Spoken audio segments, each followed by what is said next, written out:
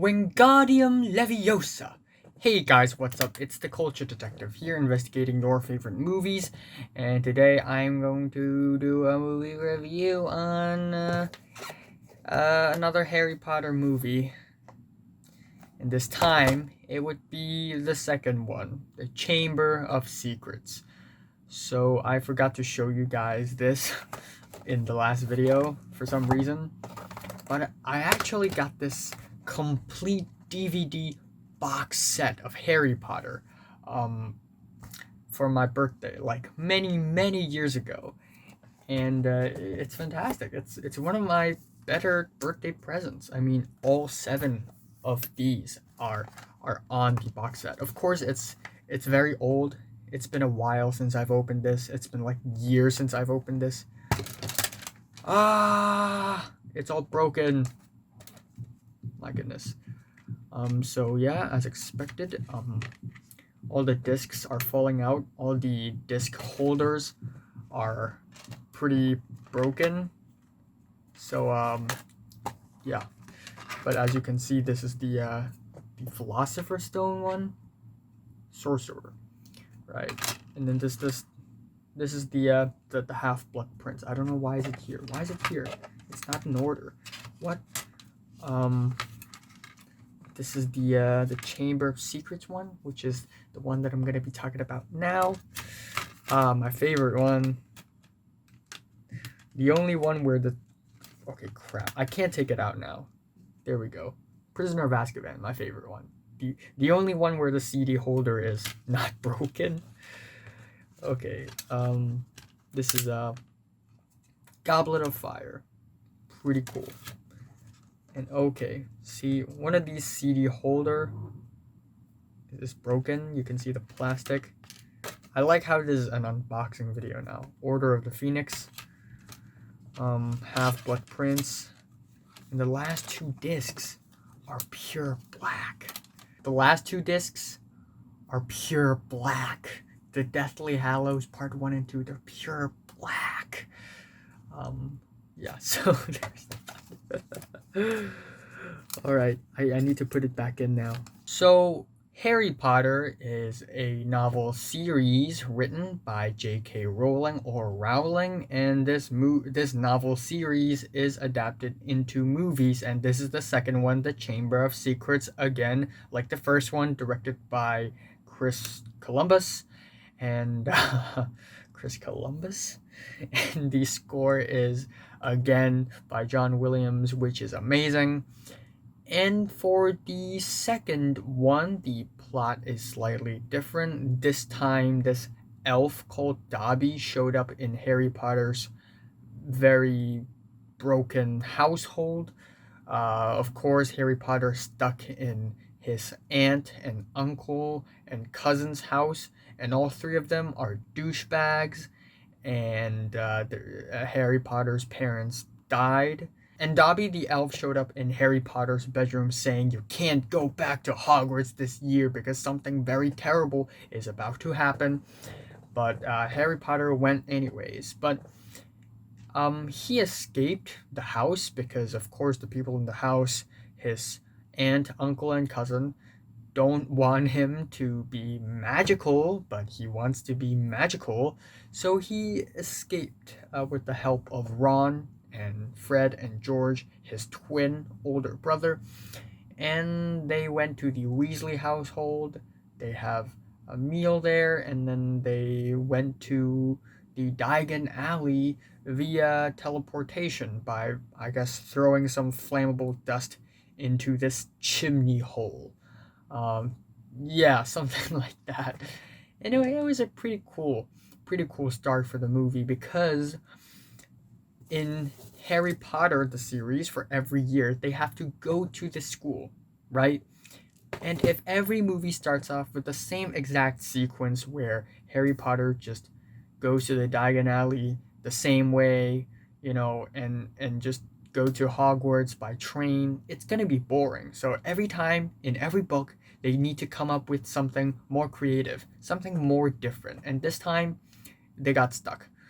They couldn't go into the 9 3/4 platform, so Harry and Ron decided to drive Ron's dad's car to school, which is possible. Now, back to school, a couple new characters are introduced. First off, we have Gilroy Lockhart, played by Kenneth Branagh, who is this very arrogant, flashy wizard who actually sucks at magic but pretends like he is good at magic.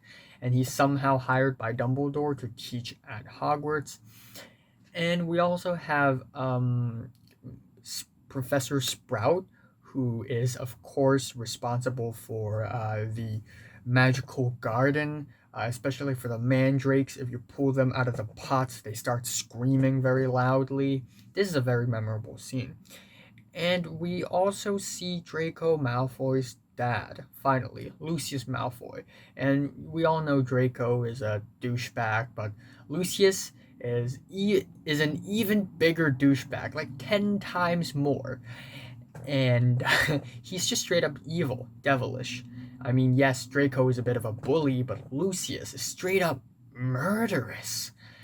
And of course, we have Tom Riddle, because Harry Potter picked up this diary called the Tom Riddle Diary, because this diary is owned by Tom Riddle. And whenever Harry Potter writes something on it, the diary replies back as if it's alive, as if Tom Riddle is out there still, even though Tom Riddle is supposed to be a student in Hogwarts, like from a long time ago. So the mystery continues, but the big mystery of this entire book is that the Chamber of Secrets has opened, and nobody has any idea what is the Chamber of Secrets, what's the point of the Chamber of Secrets, where to go into the Chamber of Secrets. But because the Chamber of Secrets are reopened, innocent people are petrified, and all the students in Hogwarts are in grave danger. And yeah, I like the plot, of course. J.K. Rowling, what she did on all the Harry Potter books are fantastic. Not so much on Fantastic Beasts. I guess if I have one big complaint for this movie is that it doesn't feel as new or as refreshing as the first movie, because in the first movie we enter Hogwarts. We enter Hogwarts without any bit of knowledge about magic at all, so every single scene providing us knowledge will be automatically interesting.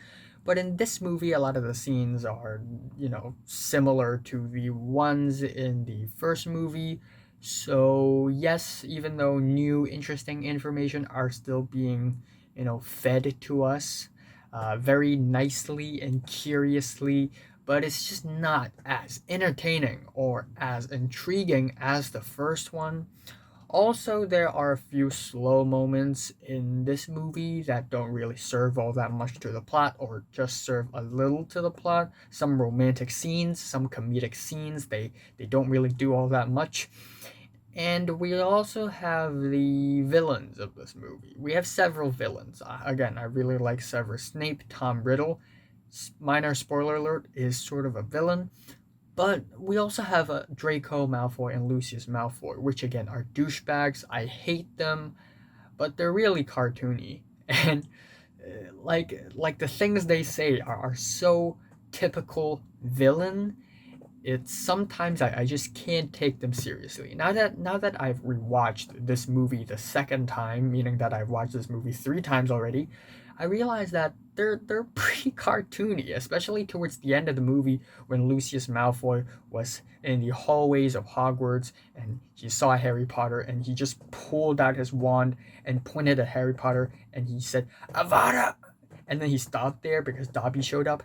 It's like pulling a gun to a school as an adult and pointing at a student and about to pull the trigger. Like that's serious. That's some serious shit right there. Like, if anyone sees this, they need to report it and put Lucius Malfoy in Azkaban ASAP. And Draco is pretty cartoony as well. Like, he and his villain bullies, like his bully friends, would just sit down and talk about, oh, Dumbledore is trash. Oh, Harry Potter is a douchebag. Oh. We also have a really fun Quidditch scene in the movie, which is slightly more fun and entertaining than the first one. The CGI is slightly better. The sequence is more entertaining. but still the ending is really predictable. Of course, Gryffindor wins. Of course, it's Harry Potter who wins. And yeah, but still, it doesn't take away from the fact that a lot of the scenes in this movie are still great. The tree scene in the beginning, where Ron crashes the car onto the tree. This is one of the few reasons why, when I was young, I was afraid of trees. Yes, I'm not kidding. When I was a kid, I was afraid of trees, like old trees. I like to avoid them. Uh, and the spider scene is even scarier. As a person who is afraid of spiders, seeing the mountain, the sea of spiders in that dark forest, God. I also really like the polyjuice scene. That scene's really entertaining. And the climax of the movie is really great as well. And at the end, when Harry Potter just, again, spoiler alert, all right? Minor spoiler alert. When Harry Potter just grabbed the diary and stabbed it with the basilisk tooth, and Tom Riddle's body just broke apart and exploded.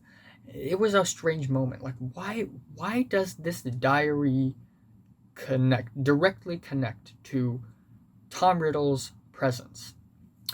And then later on, like 4 movies later, it is revealed that Tom Riddle's diary is one of the Horcruxes of Voldemort. And if you want to kill Voldemort, you need to destroy all the Horcruxes so that, he's powerless. And yeah, I just like that when J.K. Rowling's writing this book, she doesn't have the whole Horcrux concept in mind, I think. But later on, he sort of goes back and say, "Oh, what if we incorporate that diary as a Horcrux? Like, wouldn't that be an interesting idea?" So I really appreciate that.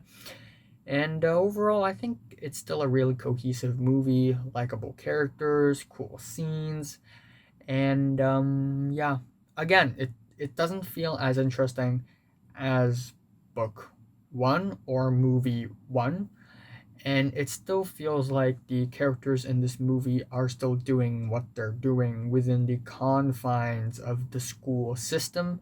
I just hope that they would somehow break the system later on. Check out Prisoners of Azkaban. But yeah, I like this movie. I think it's okay. I think it's decent. And I'm gonna say it's a movie worth watching, and I'm gonna give it a strong 7 out of 10.